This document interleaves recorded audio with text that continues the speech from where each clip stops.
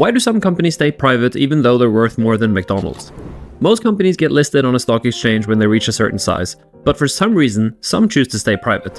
Today, we're revealing the top 5 companies that still haven't been listed. But before we reveal which companies these are, stop the video and comment which company you think is the largest. Before we dive into the companies themselves, let's first understand what a private company is and why they choose to stay private. To put it simple, a private company is owned by its founders, management, or a group of private investors. And unlike public companies, they do not trade their shares on public stock exchanges like the New York Stock Exchange. But why do these companies want to stay private in the first place? These companies often choose to stay private to maintain control, avoid regulatory scrutiny, and keep their financial information a bit more confidential. Staying private allows them to focus on long-term goals rather than the short-term pressures of quarterly earnings reports and shareholder expectations. It also provides the flexibility to innovate without the constant scrutiny of public markets. But to really understand why, let's quickly go through the process of going public. First, going public requires extensive disclosure of financial and operational information. And this transparency can be beneficial for investors, but it can also expose the company to competitive risk. Public companies also have to regularly report their earnings, which can create pressure to meet short-term financial targets at the expense of long-term strategy. Second, public companies are subject to regulatory oversight and compliance requirements. And these regulations can be costly and time-consuming to adhere to, which diverts resources from innovation and growth. Third, public companies face shareholder pressure. Shareholders often demand high returns on their investments, which can influence company decisions. And this pressure can lead to prioritizing immediate profits over sustainable growth and innovation. This does not mean, however, that you're spared from pressure from shareholders just because you're a privately owned company, except if you own the majority of the shares yourself. But normally you'd have a shorter line of communication with your shareholders when you're private. Let's start off with the smallest of the 5 companies, Shein, whose valuation has recently dropped to $45 billion. And for that price, you can pick up the cosmetics company Estée Lauder.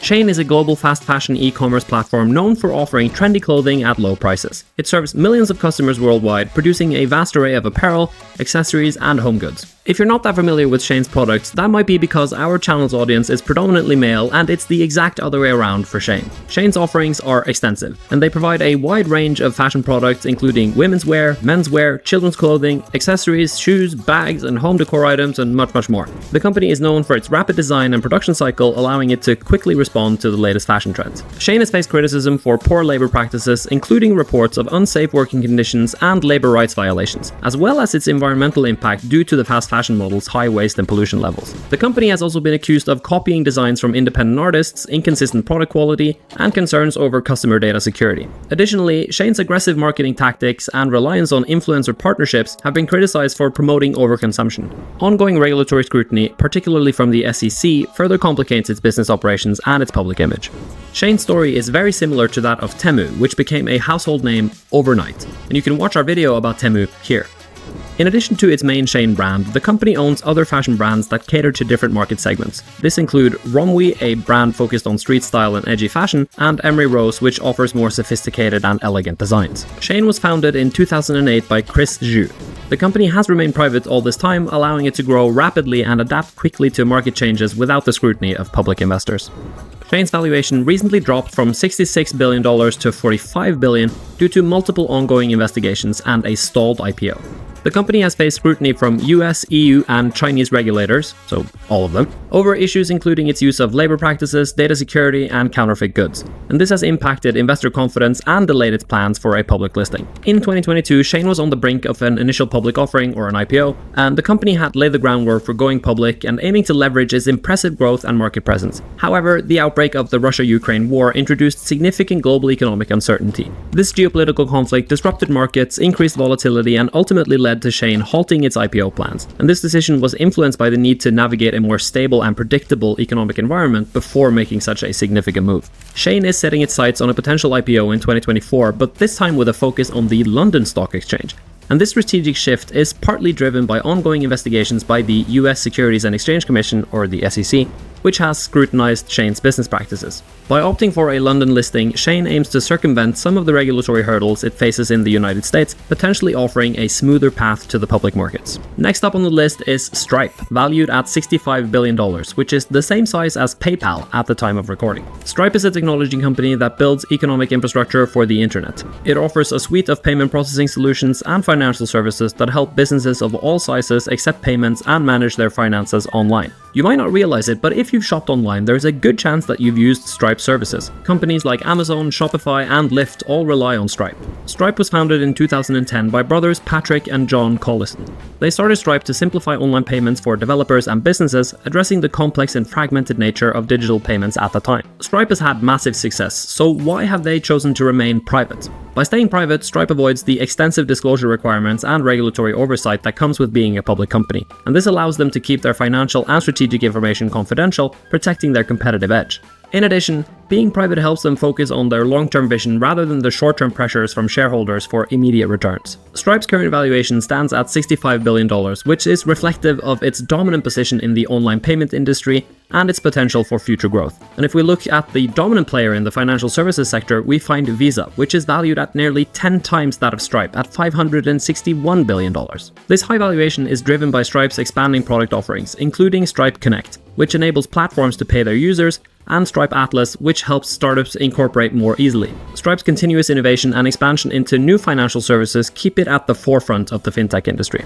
And while Stripe has not confirmed any immediate plans for an IPO, the potential for going public remains a topic of interest among investors and analysts. Next up, we have OpenAI, which is currently valued at $80 billion, and that makes them larger than the German powerhouse Mercedes-Benz, which was founded 97 years ago. And that is some pretty impressive traction considering how old OpenAI is. As most of you know, OpenAI's flagship product, ChatGPT, has revolutionized how we interact with technology. ChatGPT is used in customer service to provide instant responses, in education tools to assist with learning, and in creative fields to generate content ideas. It can engage in natural conversations, perform language translation, summarize text, and even assist with coding tasks.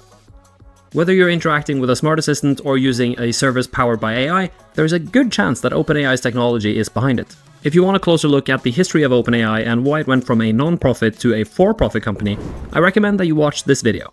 OpenAI was founded in 2015 by Elon Musk, Sam Altman, and other tech leaders with the mission to ensure that artificial general intelligence, or AGI, benefits all of humanity. Although Elon Musk is no longer actively involved, OpenAI continues to push the boundaries of AI research. But why does OpenAI remain private despite their massive valuation? Staying private allows OpenAI to maintain focus on its mission without the pressures of public markets.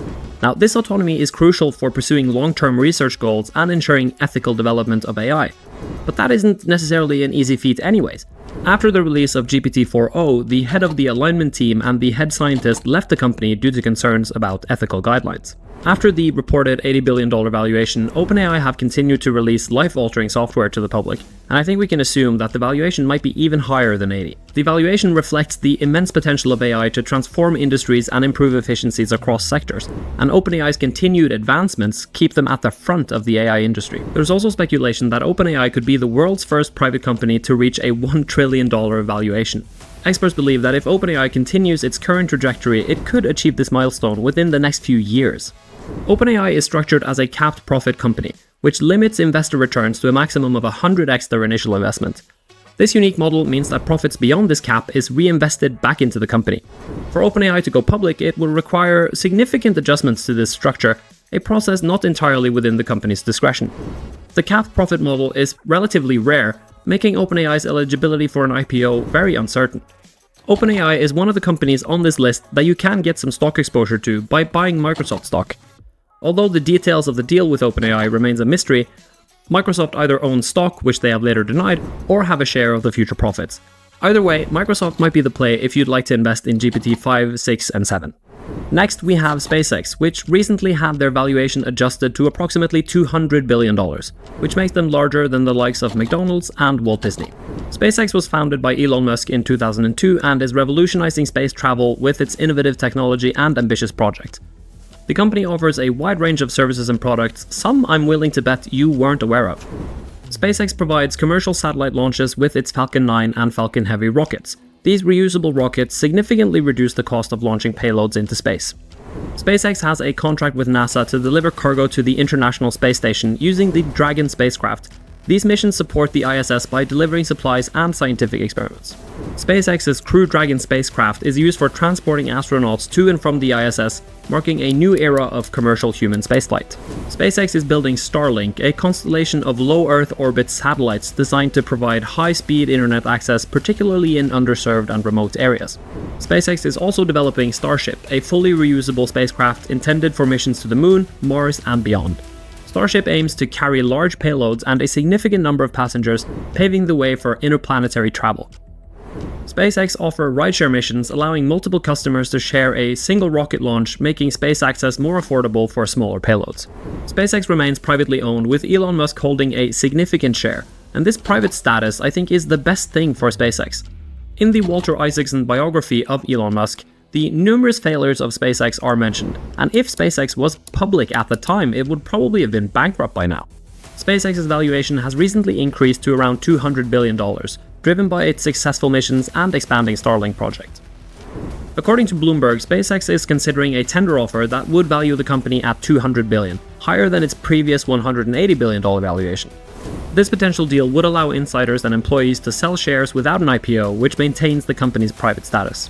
There is ongoing speculation about whether SpaceX will eventually go public, and an IPO could provide significant capital for SpaceX to accelerate their ambitious projects.